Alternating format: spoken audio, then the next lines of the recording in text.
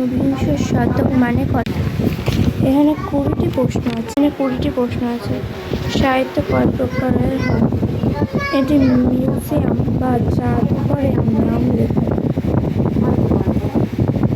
কটি অব্দের নাম লেখো। রাজা কনিষ্ক কবে সিংহাসনে বসে? হর্ষবর্ধন কবে রাজা হয়েছিল?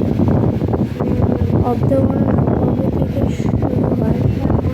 কবে থেকে গুপ্তাব্দ গণনা শুরু হয়?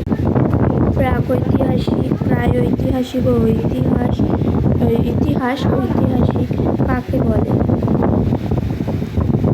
দ্রাবিড় ভাষা কাকে মধ্যের প্রশ্ন।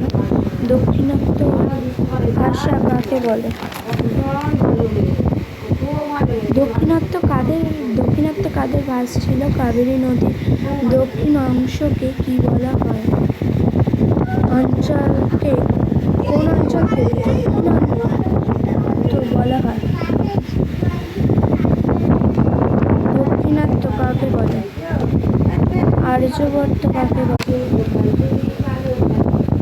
আনুমানিক কথাটা কেন ব্যবহার করা হয়? দেখো,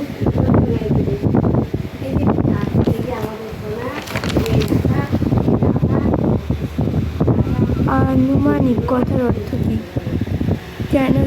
কোন যুগের পরে কোন যুগ আসলে? যুগ কয় প্রকারের হয় ও কি কি? মানুষ